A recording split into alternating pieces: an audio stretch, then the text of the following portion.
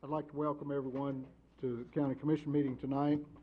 The first order of business, we have Commissioner Tommy Little with our invocation and Commissioner Jeff Ford with the pledge.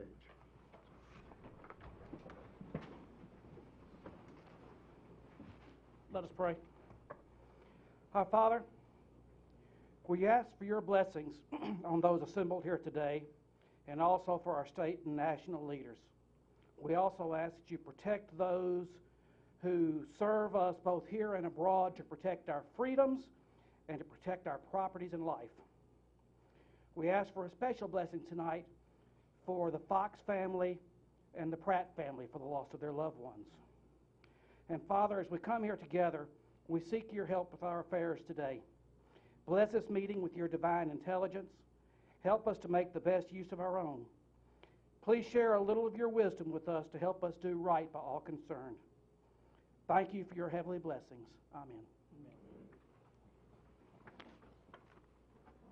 Allegiance to the flag of the United States of America and to the republic for which it stands, one nation, under God, indivisible, with liberty and justice for all.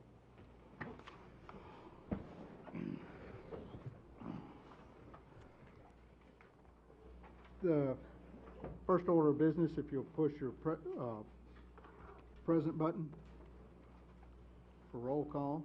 We have 24 present. Thank you, Ms. Anderson. Mr. Hancock. Thank you.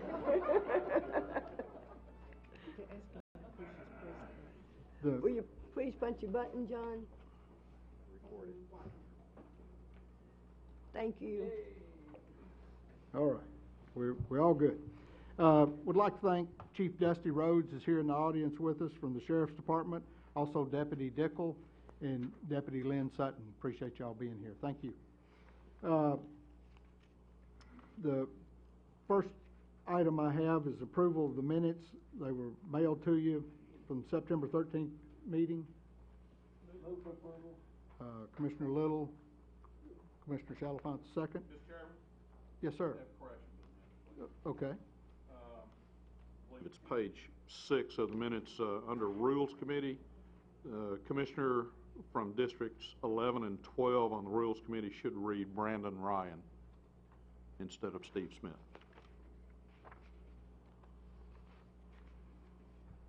Everybody in agreement with that? All right, duly noted. Thank you. Also mailed to you was the copies of the Highway Commission minutes. Oh, I'm sorry. So, all in favor? Okay. All in favor of the County Commission meetings with those corrections signify by saying aye. Aye. Opposed?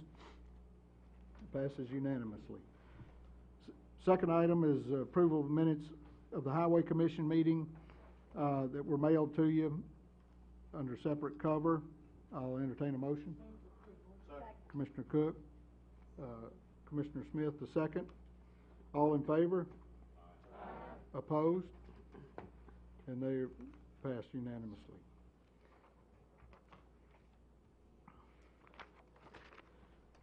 Next item on the agenda is citizens communication. We have 3 signed up. We allot, to my understanding, we allot 3 minutes per person to speak. If you'd come up and give your name and your address for the record. First one I have is Laura Lane, I believe.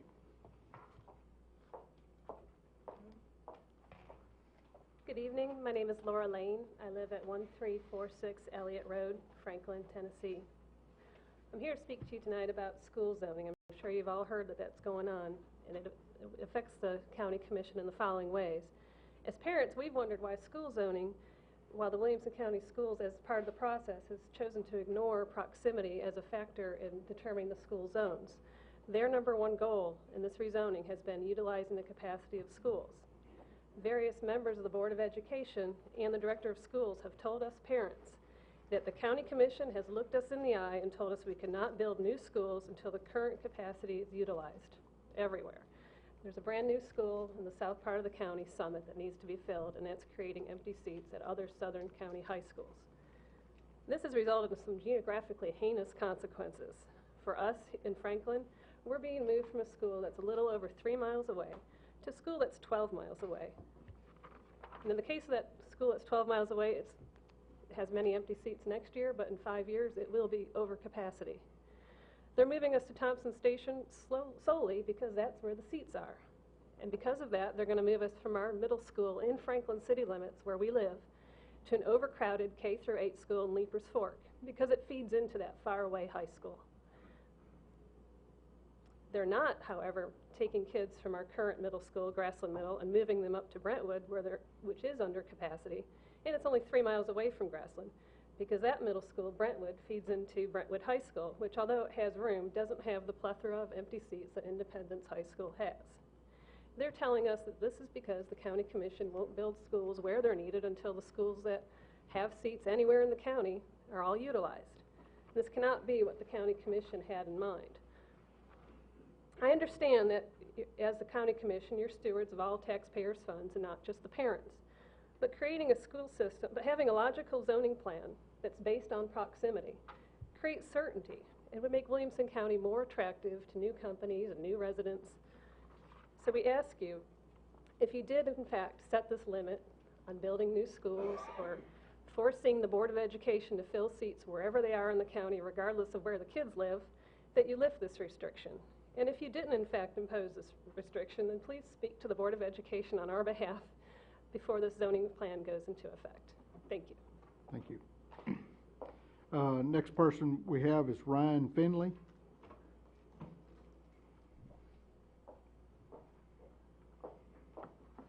Hello, my name is Ryan Finley. I live at 201 Pearl Street. I appreciate the opportunity to speak before you today. You've heard the old saying, what are the 3 most important factors in real estate? They're location, location, location. As a CPA in the real estate industry, I can vouch for the importance of these 3 factors. So my question to you as county commissioners today are, why would you invest more money in expanding a remote middle school without consideration of its location and proximity to existing infrastructure and population?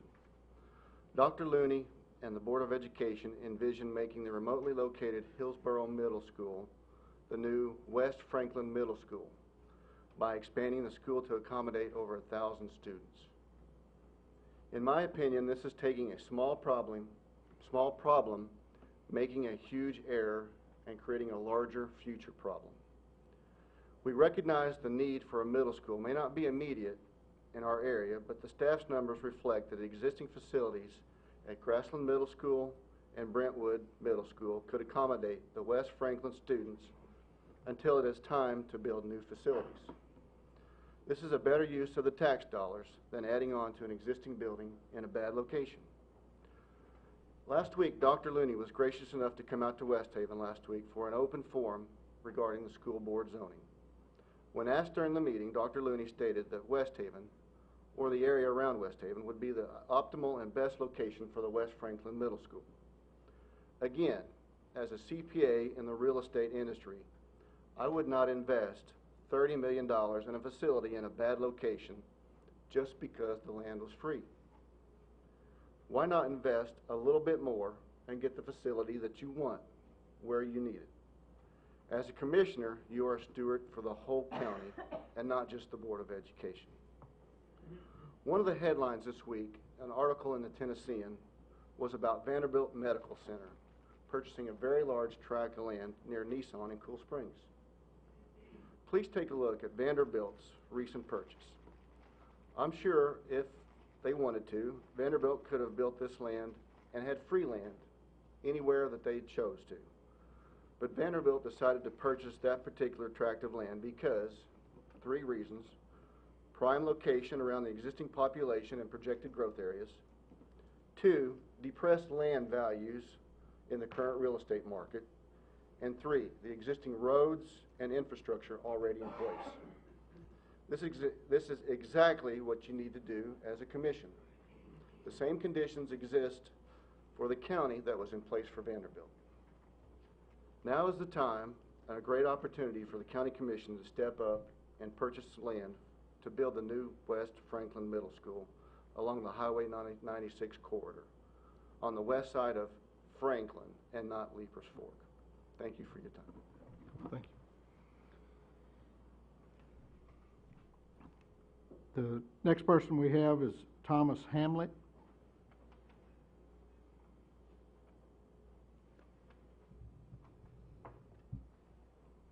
Good evening, ladies and gentlemen. My name is Thomas Hamlet. I live at 5974 Pinewood Road. Likewise, with the speaker before me, we realize that you're the stewards for the county. I'm here on behalf of the Pinewood PTO as well as residents of the Pinewood community who do not have students currently in that school to express our extreme disappointment with the school board's decision to take such horrific action against our community and pull our school out from under us. Being a new resident to this community, I just moved here a year and a half ago. I specifically went 1.3 miles up the road from Pinewood so my son could go there and built a brand new large home and added to your tax base. I'm extremely disappointed that I've in some ways wasted that money, because now my son is going to be shipped, instead of 1 mile to school, between 9 and 11 miles depending on the bus route taken. But on behalf of the PTO and the residents of that area, we express our extreme disappointment. We ask that you examine the math closely that's been offered publicly, because most of those savings we don't think are going to occur, because those teachers are simply going to be reassigned and not terminated. And we don't believe that's an honest statement to say you're going to save if you're just transferring the cost to another school. The residents of this area have also asked me to express this evening a question of how the people in the current Pinewood zone can seek reappraisal of their properties since the vote has already been taken. Short of doing something to reverse this horrible action, we would ask for an immediate reappraisal of our properties to affect the extreme loss we've suffered in value now, because people won't want to come out there and buy our property and buy our home if we're 11 miles from school. Proximity has destroyed us. And on a separate minor note, Deer Ridge Road is in extreme need of repaving. Thank you. That concludes the citizens' communication. Next item on the agenda is communications and messages. We have none. Next item is reports from county offices. County Mayor Rogers Anderson. Mr. Chairman, my first comment would be to ask David to come up, and on your desk, as he is making his way up, talk about the financial situation here in Vanetta County. You will notice the Moody's AAA bond rating that is at your table. If you have any questions on that, we'll be glad to address them. David? Good evening, Mr. Chairman, Commissioners. We'll give you the 3 reports that we normally give you each month first, and if you have any questions, we'll be glad to go into that. On the monthly budget report, you had one included in your packet for the month of August. We just got the numbers today on the month of September, and so we laid that at your desk tonight. And the September report will give you the first quarter, and so you can kind of see how that lines up with the first 3 months of the year. Still early in the year to make any real conclusions based on the percentages, because the expenditures and the revenues don't come in nice 12 equal little packages. So we'll just continue to watch that, but at this point everything looks to be in order. The second report is from the Cool Springs Conference Center. As you know, we've been having kind of a rough year out there. We're happy to report for the month of August, we did have a profit, and we received a check of $12,883. And then the final report is the privilege tax report for the month of September. And if you look at the chart that we've been sharing with you each month, it has the history going back for 4 years. As we talked about last month, we've had a little bit of an increase for the months of June, July, and August, but September has dipped back down a little bit, and don't have a particular reason for that, but you can see that September has fallen back down. A little better than last year at September, but not much.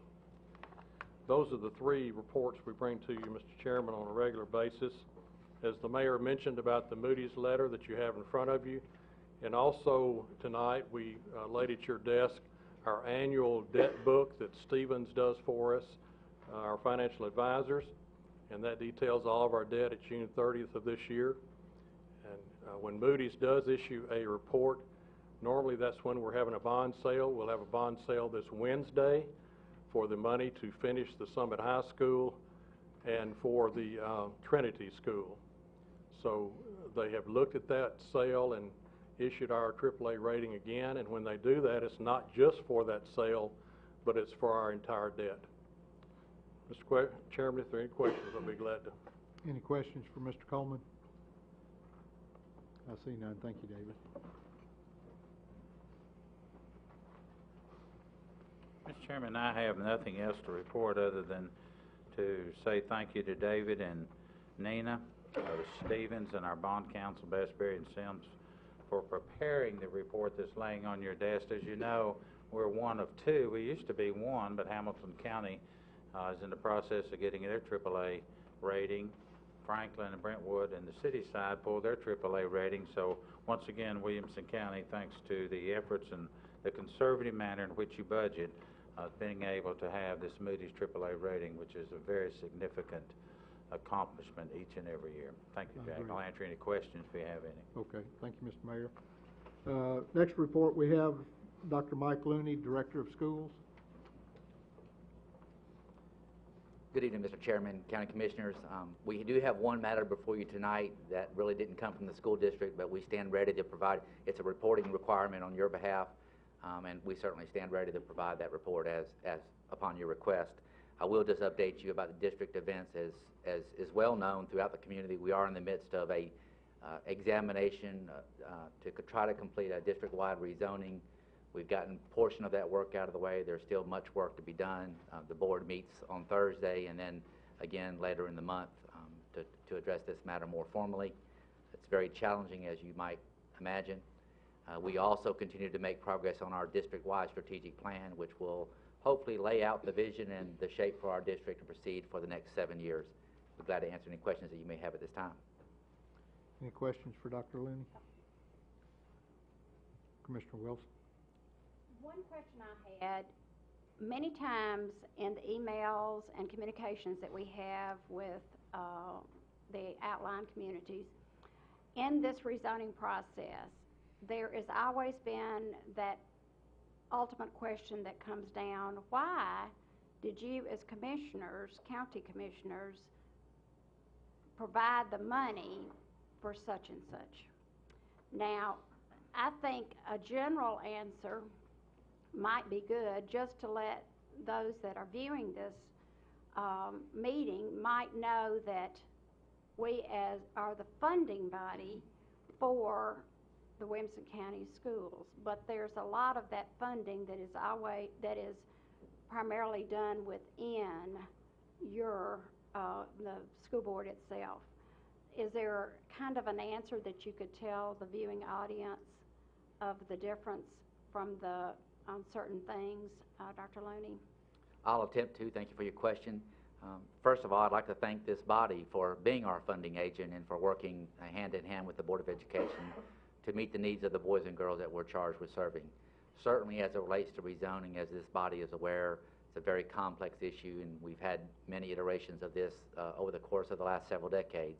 We're a growing district, and when you're growing, you have to build new facilities and unfortunately rezone families. The board's position has been that we try to meet the mandates of the county commission as it relates to making sure that we use the facilities to the best extent that we possibly can.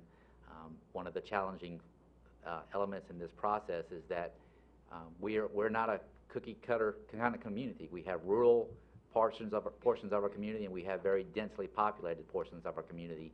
And so as we try to plan for and build new school facilities, we just continue to try to work with this body to make good progress, to make sure that we're using the taxpayers' money as wisely as possible. As this body knows, there will be a need for continued growth or continued expansion of our school facilities in both the near and distant future.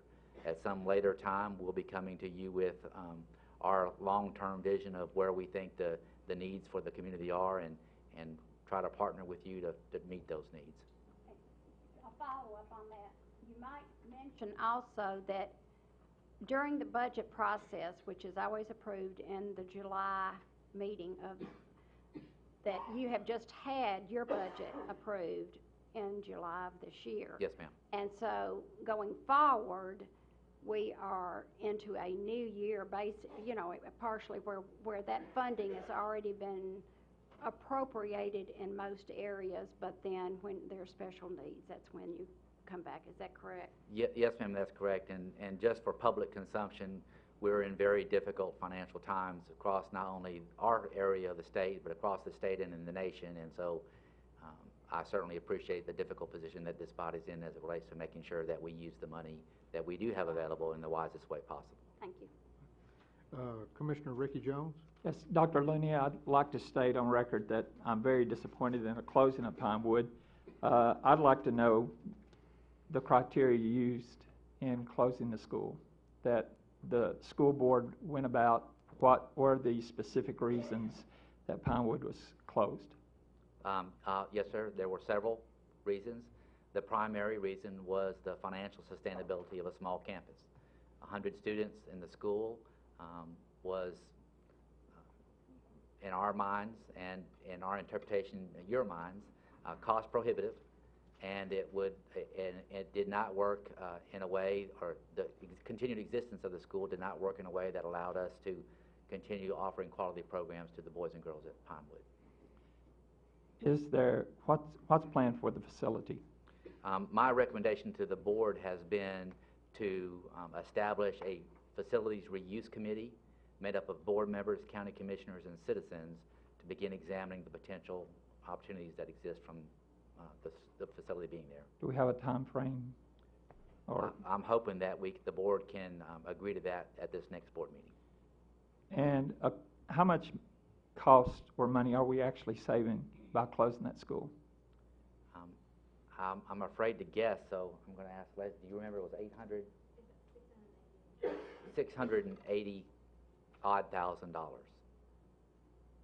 And that's net savings. That's after teacher transfers, et cetera. And one last question, what's the capacity of the school? Approximately 170 students. Okay. Thank you. Yes, sir. Commissioner Ryan? Dr. Looney, I appreciate you being here this evening and commend you and the school board on tackling such a difficult issue.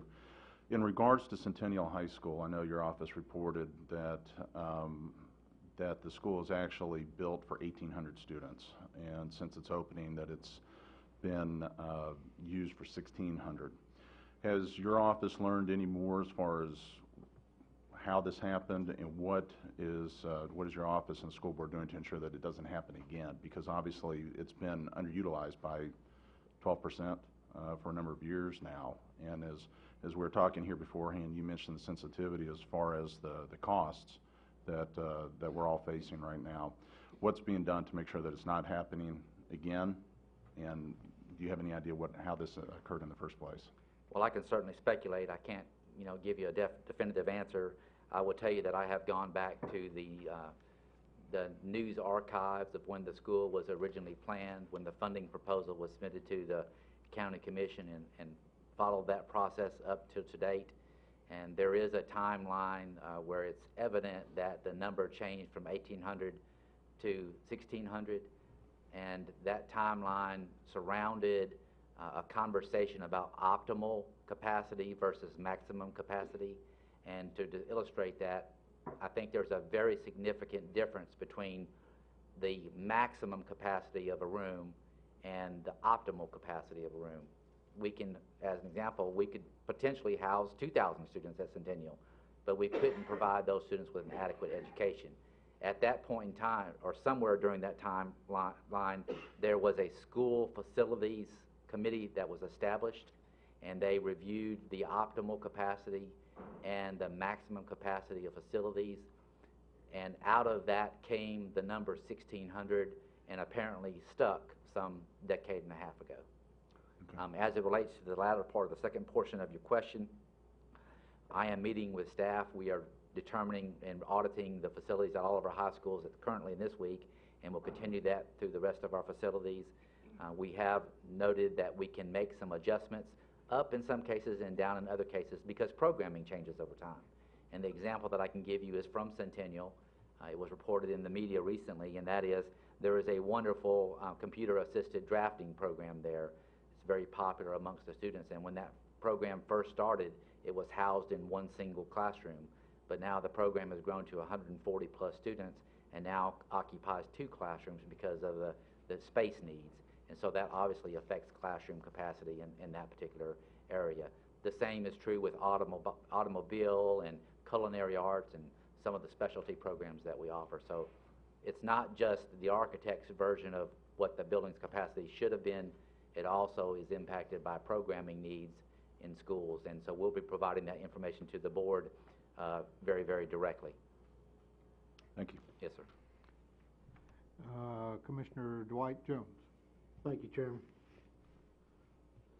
Mr. Looney, I heard it last Friday night that you're gonna save $688,000 roughly at Pinewood. Is that money that's gonna be put back into the budget, that we're gonna see that you've saved that money, or as far as you saving that money, does it just go back to where you're gonna spend it somewhere else? Well, I'll tell you, we certainly aim to save the taxpayers that money, but in all honesty, it certainly depends on you too, as a body. As an example, I know that there is some ongoing consideration to increase insurance by $1,000 an employee. And so obviously that money's got to come from somewhere. So I can't say that everything happens in a vacuum.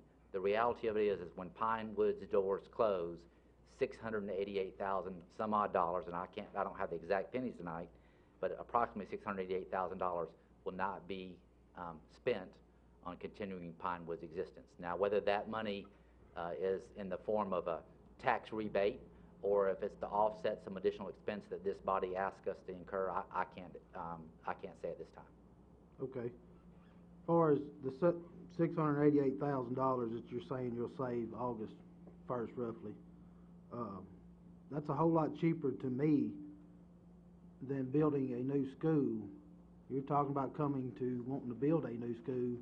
You've closed a school, and now you're going to ask to build a new school when we do have schools in that vicinity that are under capacity. Was there any proposals put on the table to keep that school open? There were several proposals put on the table to keep the school open. Now, I want to correct something you said. I'm not proposing that a new school be built in Pinewood or in Fairview in the near future. At some point in time, in the distant future, that's true. If that does occur, and I'm certain it will at some point in time, 170 student capacity school will not house the kinds of students, the numbers of students that we'll need to house. Right, but as far as the schools, elementary schools that are surrounding, say, Leapers, Fork, Hillsborough, they are under capacity from the numbers that I've seen. Well, that's a true statement. Was there not any sense of you saying a middle school, and a citizen said there's a middle school going to be proposed? Being a middle school being proposed, was there any consideration to try to, instead of spending $20-30 million to build a middle school, of when you're saying rezoning, moving kids from one school to another school, and now you have your middle school? And now we are saving taxpayers' dollars by not building new schools. Mr. Jones, if you're asserting that some residents would like to go to the soon-to-be former Pinewood School to middle school, and you could get broad support for that, then I would be glad to consider that. Thank you. Commissioner Hester? Chairman, I'd like to say that Commissioner Jones and Commissioner Jones have stated a feeling that I also have about Pinewood. It just, quite honestly, might be more sentimental than anything to do with fiduciary monitoring, but it's a community school, and I hate to see a community lose that cohesiveness with that particular school. And actually going another direction, could I ask about Summit High School is online to be open this fall of 2011. Will that open as a 9th and 10th grade unit, or has that been addressed at this time? Or what I'm actually asking is, could we please be more in the loop when it comes to communication? I've been a little frustrated with going on the Williamson County School website because it's at capacity, and I couldn't find the information I wanted, But we do have a new if you could educate improved me, version. I'd appreciate it. The answer to your question is yes. Our current plan is to open Summit High School with 9th and 10th grade students only. That has been a pattern or practice in this county for some time, as I understand it. I think the last school where that was not the case was Centennial High School, and that was, from what I understand, an ongoing conversation between the county commission and the school board at the time. Wow. I understand that times are different at this point in time, but we are planning to open that school with a 9th and 10th grade population only. Thank you, Mr. Chairman, and Thank you. thank you, Dr. Looney. Commissioner Langston? Yes, Mr. Chairman, I'd like to ask a question. I've tried to attend a lot of the meetings. Yes. I guess that's when you retire, you got more time, and you can go to a lot of these and find out maybe some things you want to and maybe some things you don't want to. But I want to go back to the Centennial Yes, sir. High School. That's in my district. And I remember when it was built, I was on the board of mayor and alderman. We had to go through some things to get it built then. The number was 1,800, and then somewhere along the line, 1,600, which you tried to explain. My question is, we're nowhere near the 1,600 mark, I don't believe, right now, are we? We're at approximately 1,350 students currently enrolled. Which means that we're approximately 400 and some students below optimum level, or below capacity, and several students below even on an optimum level. And I've heard you say during the course of the meetings that student population can help determine the types of programs that you have. Do you feel like Centennial has lost students to other schools based on the fact that we haven't reached that level? And will we, if I could just, can we expect equity and parity in regard to that with the new zoning plan? The answer to your first question is potentially. We could potentially have lost students from Centennial that currently go to the other schools, and that's as a result of programming and the board's policy on grandfathering. Should you expect parity and equity at Centennial, not only should you expect it, you should demand it. We should deliver that.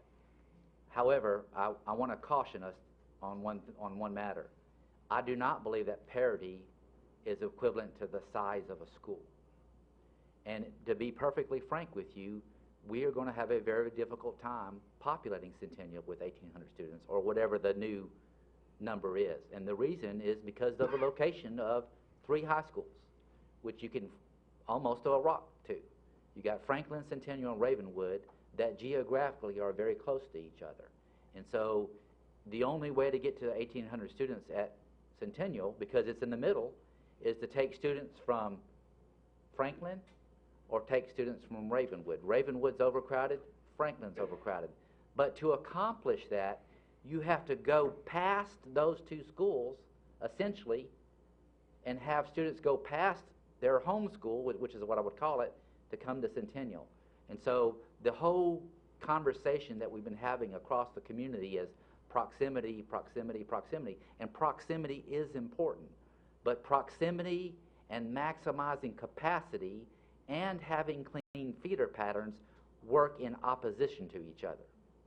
And so I will just be honest with you, I'm not sure that there's a silver bullet where I'm going to be able to come to this body and say, you know, every school and every seat in every school is completely filled with students before we ask you for more funding for additional schools, because the truth of it is growth is asymmetrical. And if we can't treat an asymmetrical problem symmetrically, and that's what we're trying to accomplish. Thank you, Dr. Looney. Yes, sir. Commissioner Hancock? Yes, Mr. Chairman. Dr. Looney, I agree that students don't come in little cells or groups so you can place them around like you need to. A lot of times like to fill up the space. But something that bothers me, and I've heard it related over and over again, that the commission mandated how did that mandate come about? I don't remember the commission mandating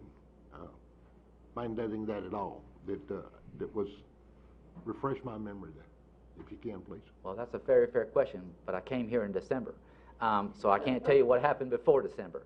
I can tell you that our understanding is, as it is currently, is that you as a body want us to maximize the use of facilities before we come and ask you for more facilities. And if that is an inaccurate understanding, then please let us know, because we have a very different opinion. Well, if I might, I've tried to go back, and I've tried to go back through minutes and notes to find out when this body made any kind of directive of that, because this body is usually very careful to stay out of school board business. Well, and I would really be interested to know when that mandate was given by this body, or was that something of opinion of one or two commissioners that was related through that process? If so, that's a long way from a mandate.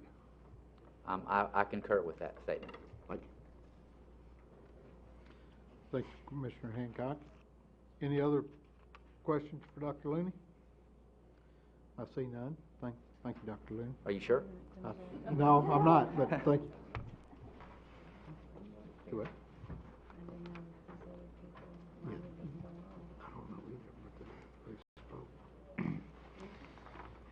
All right, the next thing we have, elections and appointments. The first one, Municipal Solid Waste Board, term expiring Judy Hayes, nomination Judy Hayes for 6-year term expiring 10/16. Commissioner Cook and Commissioner Wilson. Any other discussion? All in favor? Aye. Opposed? Unanimous. Next item, Stormwater Appeals Board, term expiring Commissioner Wilson, nomination Commissioner Wilson. Move approval. Second. Commissioner Cook, Commissioner Smith. Any further discussion? Jack, can I make, there's one Yes, correction. yes, ma'am. They have me in the 8th district. It's in the 8th district, but I represent the 4th district. I think it was a typographical mistake. I noted that. Uh-huh. My nominee sheet has 8th district. Well, we would welcome you today. I'll move over. Okay. All right. Thank you. That That's duly, all. that duly noted. All in favor of Commissioner Wilson? Aye. Opposed? Passes unanimously. Next item, the steering committee recommendations for the 2010-2011 committees, and I'll read those into the minutes. Did we correct?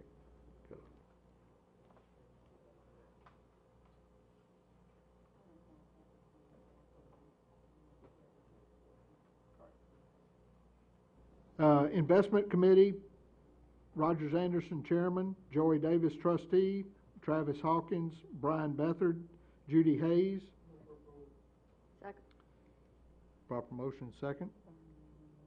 Barnwell on the motion, Wilson on the second. We need to vote on these. Okay. All in favor? Aye. Opposed? Passes unanimously.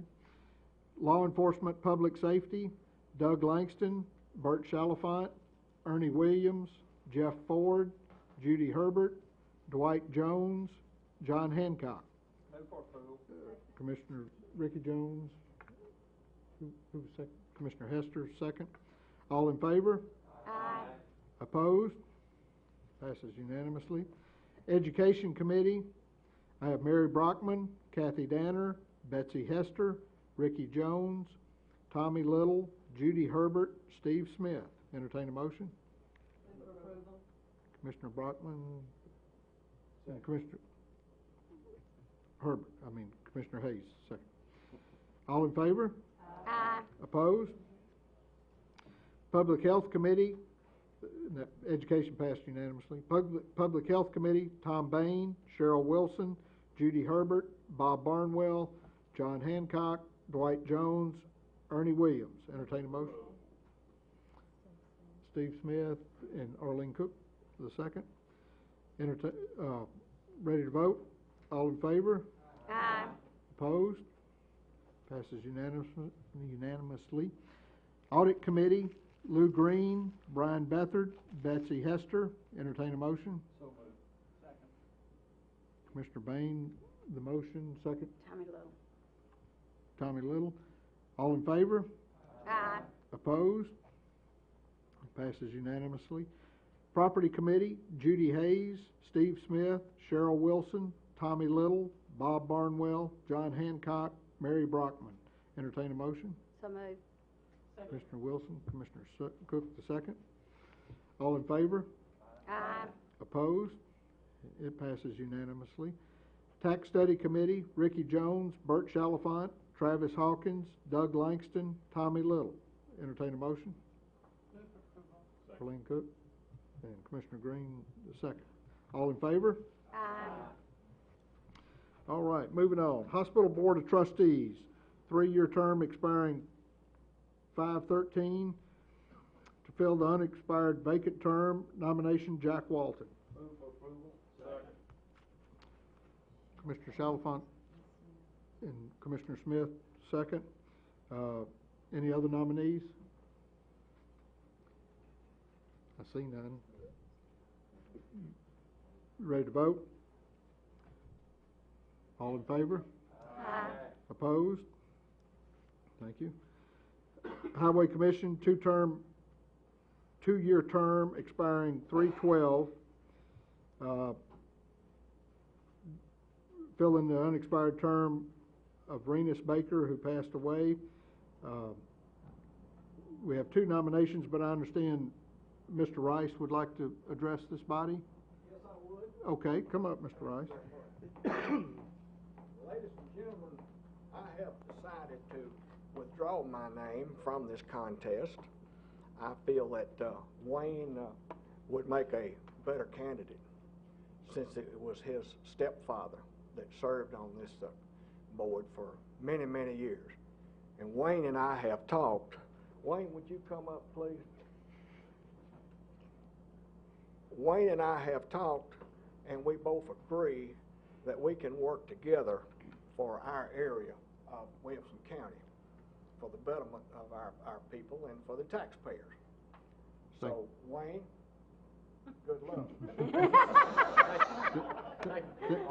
Thank you, Mr. Rice. And I'm gonna ask that my lovely wife and myself can be excused because it's Monday Night Football. There you go. I understand. Thank you very much. It's an admirable thing to do.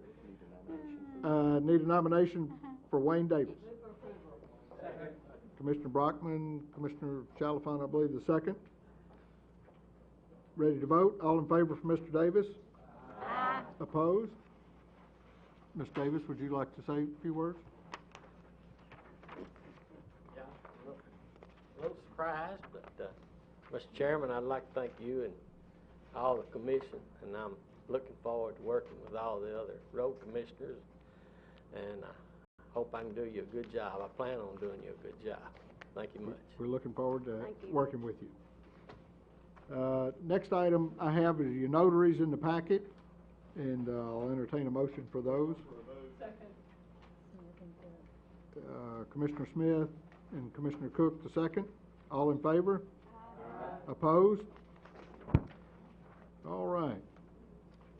Let's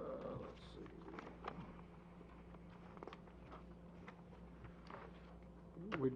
Nothing on the consent agenda and nothing under unfinished business or new business, so, and none in zoning, so we move on to appropriations.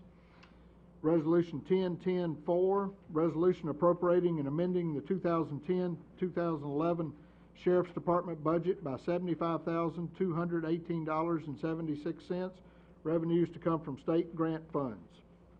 Move for approval. Second. Commissioner Chalifant, Commissioner Davis the second. Law Enforcement Committee, Law Enforcement 7-0. Budget Committee, Commissioner Green? Correction, 6-0. 6-0. Budget Committee voted 4-0 against. Explanation, Commissioner Chalifant? It's fairly self-explanatory. These are state funds coming in, and the programs are specified in the second whereas. All right.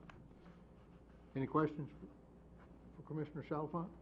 I see none. You ready to vote? Press your yes button if you approve, your no button if you disapprove. Everyone voted. Anybody want to change their vote? Record the vote, Ms. Anderson. Okay, 24 yes. It passes. Resolution 10-10-5, resolution appropriating and amending the 2010-11 animal control budget by $8,071.77.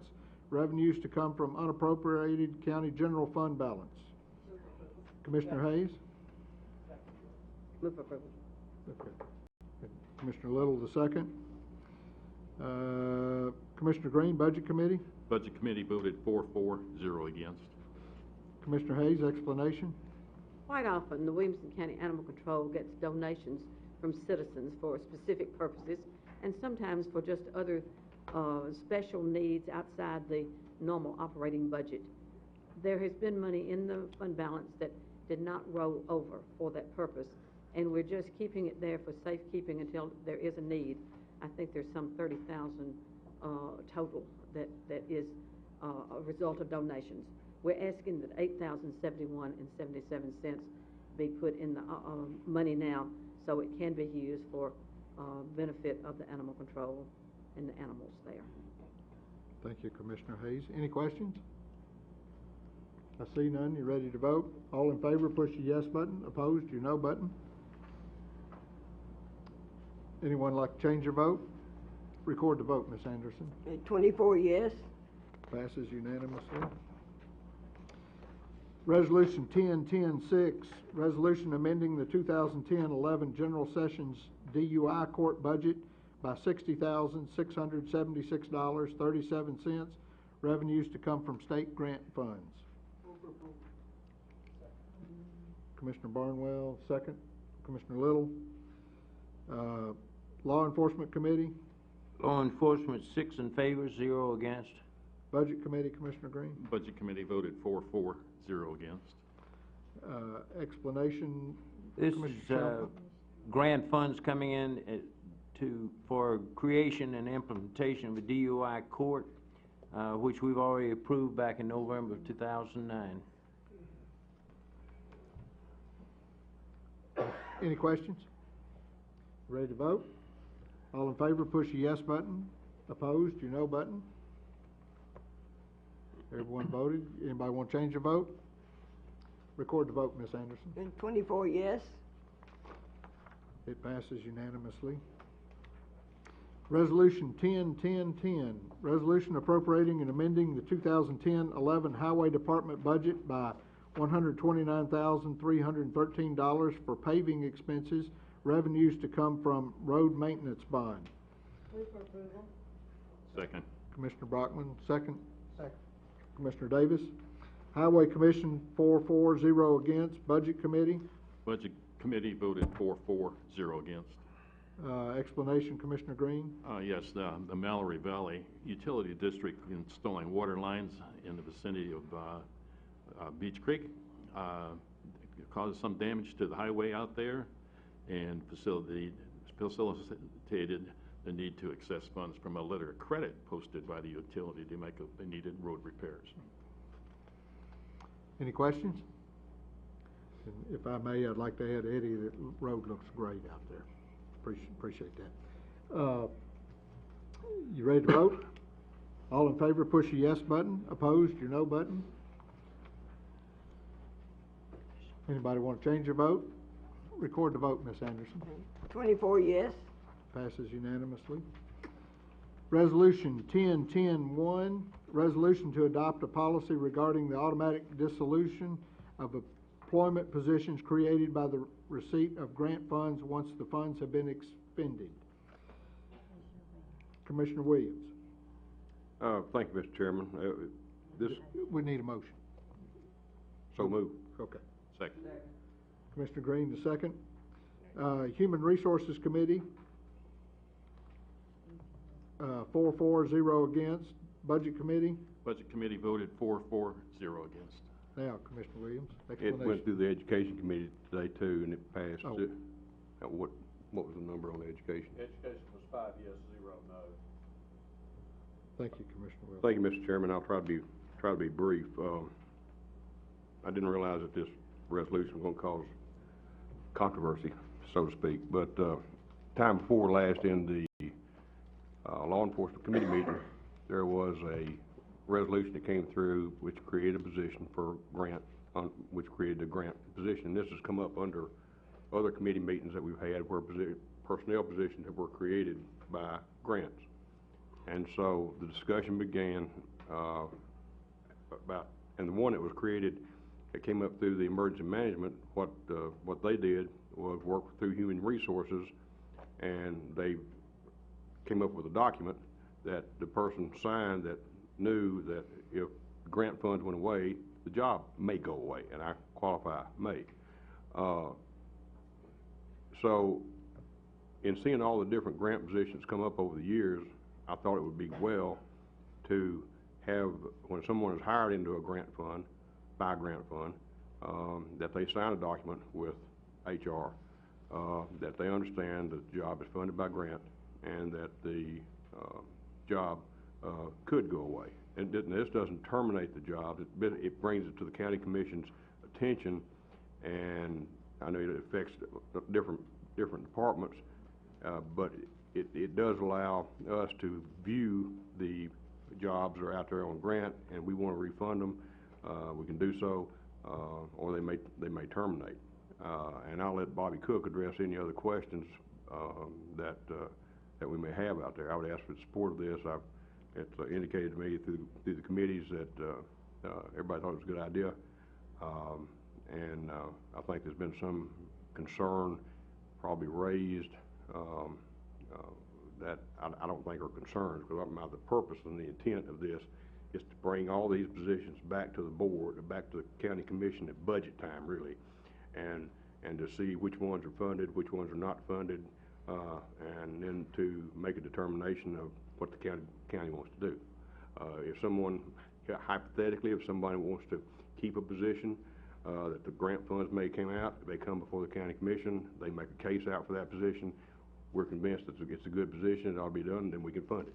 I mean, it's that kind of thing. But what it does, it brings back to the top, that's the intent of this resolution, these positions that are out there.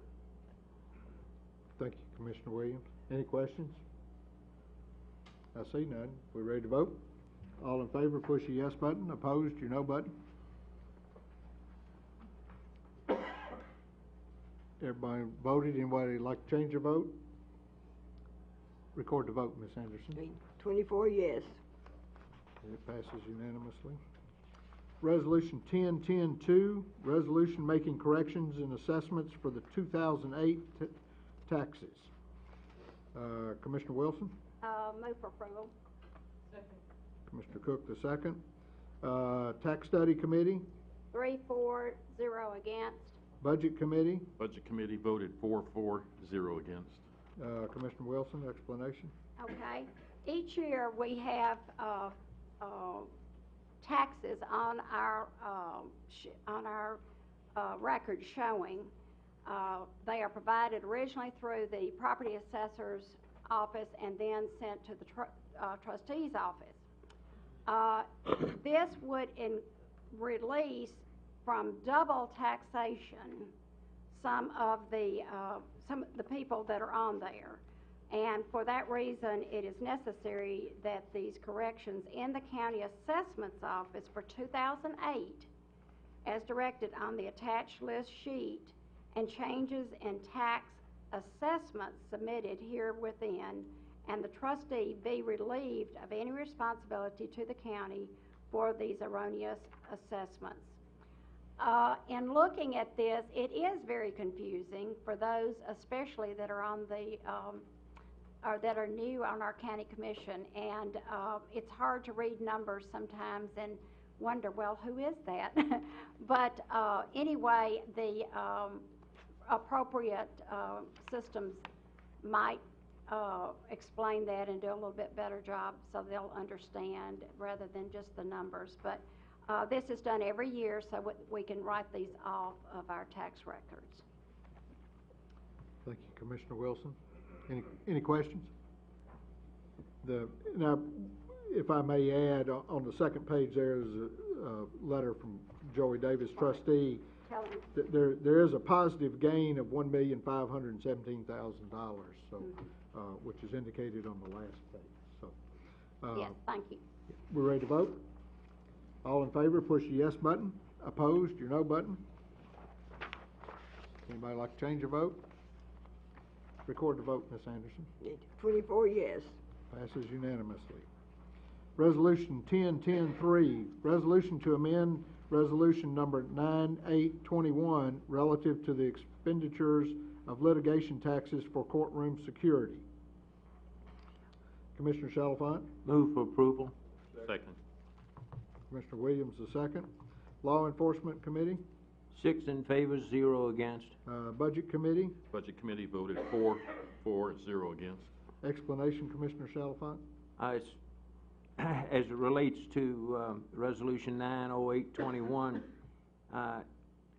in the current Section 3, it's simply putting a period after providing security and removing for the Williamson County Judicial Center, as we have many more areas from a security requirement. Okay. Any questions? I see none. You ready to vote? All in favor, push your yes button. Opposed, your no button.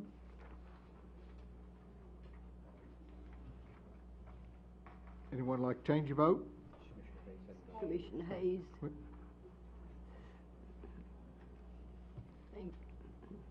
Record the vote, Ms. Anderson. 24 yes. Passes unanimously.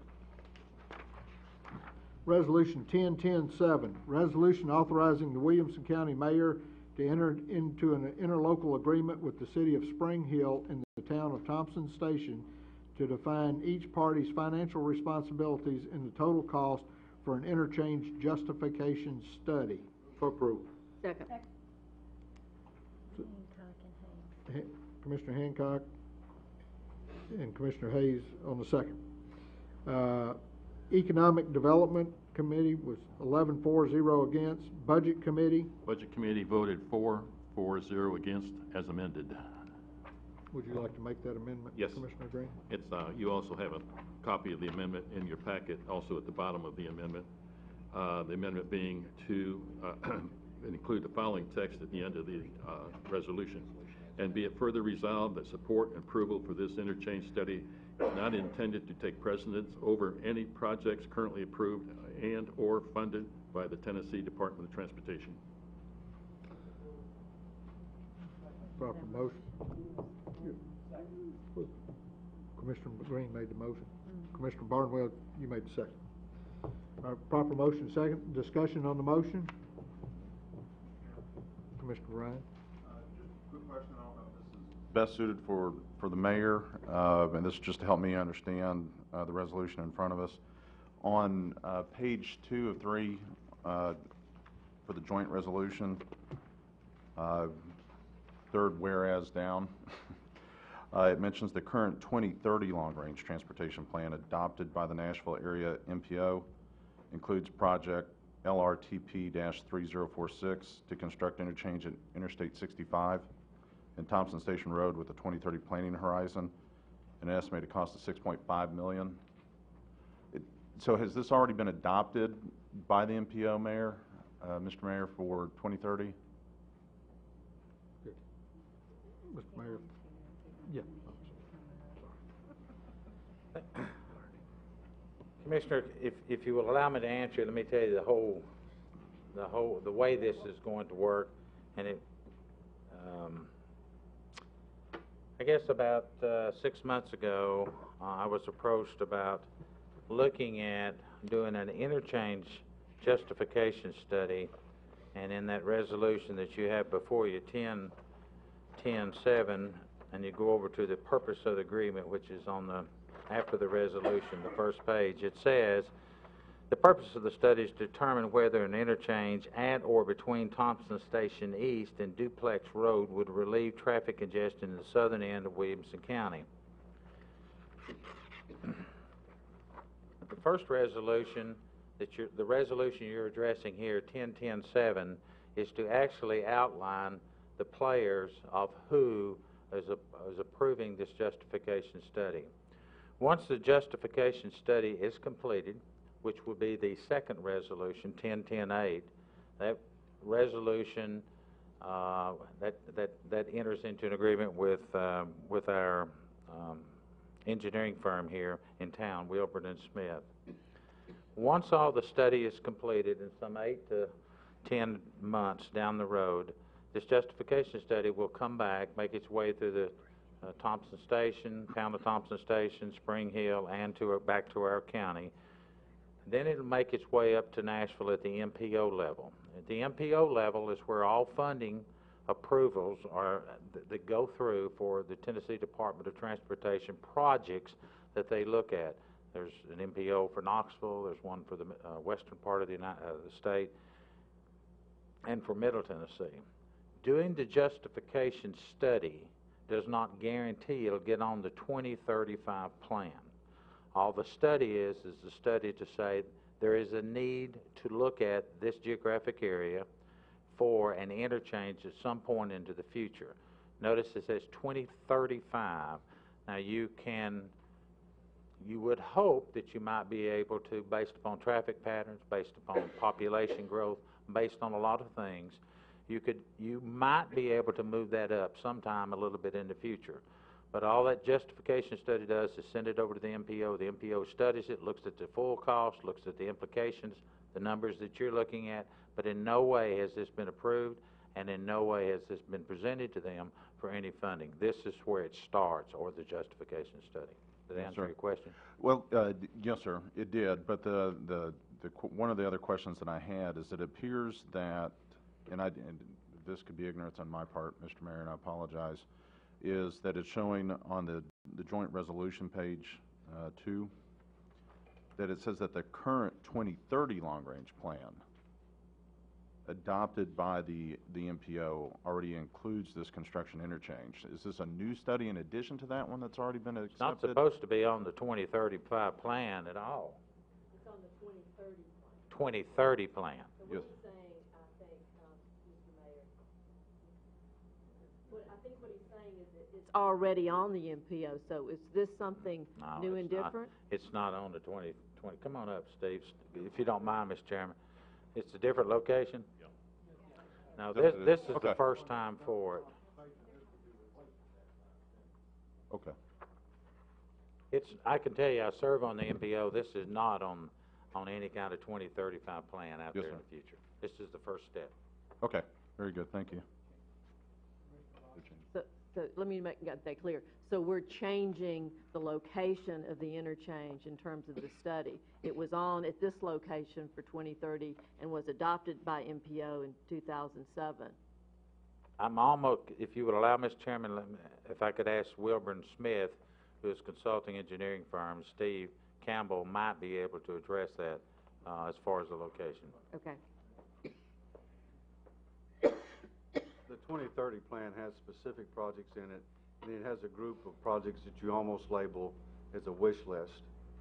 This particular interchange is on the wish list, and there are very few specifics in it regarding price, location, timing. It's just one of those needs that are recognized and documented in the study, but not in any great detail. What this study would do would provide the specifics necessary for the MPO to consider it a specific location, a time frame, a cost that could then start the process through the MPO, through the communities, through this county, to TDOT, and ultimately to the Federal Highway Administration. And this will be a location that you will determine? The study area will be defined, and the study will determine or recommend a location. But what's in the plan currently, the 2030 plan, is more or less a wish list project, not specifically funded or scheduled in the plan. So the justification will make a justification for the location that you determine is the most appropriate in Yes. terms of moving traffic most expediently, There let's say. are a number of things it will address, obviously, the need based on traffic, the opportunities for economic development associated with it, and basically just ways to improve community livability. So hopefully people don't have to sit in traffic every morning and every afternoon getting to and from their residence. Thank you. Mr. Chairman, let me go back. It took me a while to find what you're talking about. I think you're talking about the joint resolution, Commissioner Ryan? Yes, sir. Okay, that's a joint resolution between Spring Hill and Thompson Station that they have put together and they have worded. That did not come from our office. That's what they've signed off from. Looking out into the future, they'd like to have this justification study. The actual time frame, which we're in the review period right now for the 2035 plan, which this will not be completed prior to it being finished here in the next couple of weeks, but the 2035 master plan that's going out into the future is already submitted for public hearing up in Nashville, Tennessee. This will allow that to be put on there if it's adopted into that plan. Okay, thank you. Maybe that explains it. Say the same thing, that the Thompson Station and Spring Hill did come together upon agreement. We want a place at that table, and they asked us to join them because the location of Thompson Station Road may or may not be the best place. The perimeters are set to look between Thompson Station Road and Duplex Road to accommodate the movement of traffic, to relieve some traffic, hopefully on 31 and maybe Lewisburg Pike as it develops, to also give an opportunity for further economic development. And so it is looked upon as a joint effort between the three entities, the county, the city of Spring Hill, and the town of Thompson Station.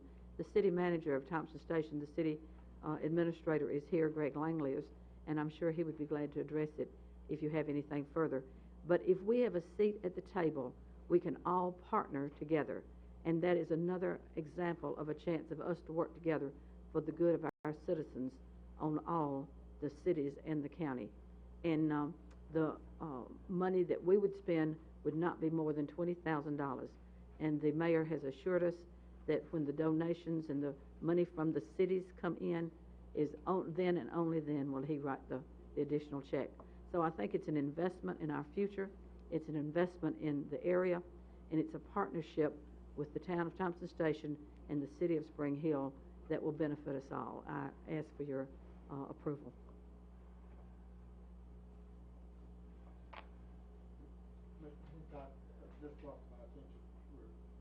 Address the amendment.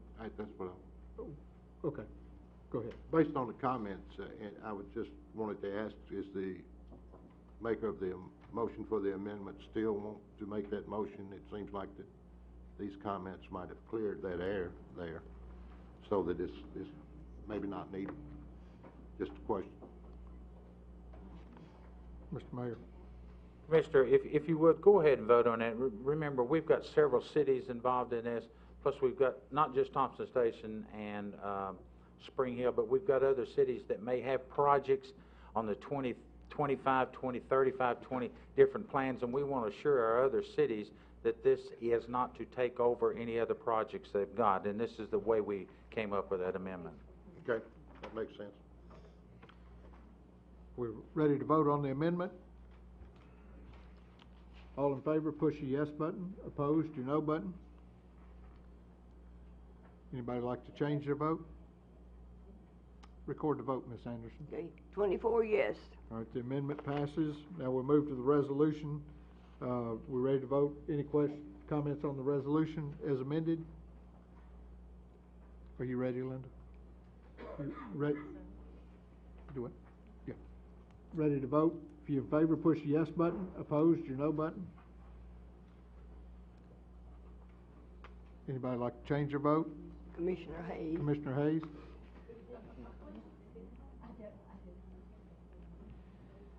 Record the vote, Ms. Anderson. 24 yes. All right, passes unanimously.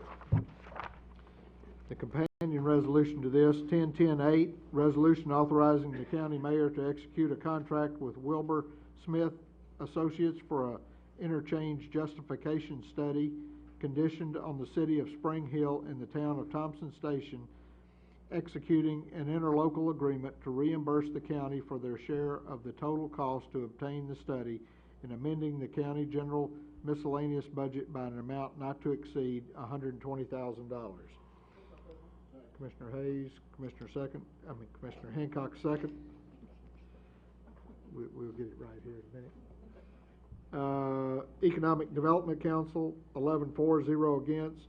Budget Committee, Commissioner Green? Budget Committee voted 4-0 against, as amended. As amended. And would you like to make that amendment? Yes. This is basically the same amendment we had on a previous one, but I read it into the minutes anyway. The amendment is to include the following at the end of the text of the resolution, and it be further resolved that support and approval for this interchange study is not intended to take precedent over any other projects currently approved and or funded by the Tennessee Department of Transportation.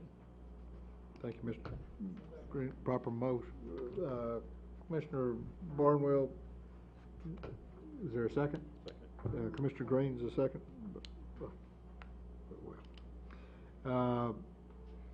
Any discussion on the amendment? Are we ready to vote? All in favor, push the yes button. Opposed, your no button.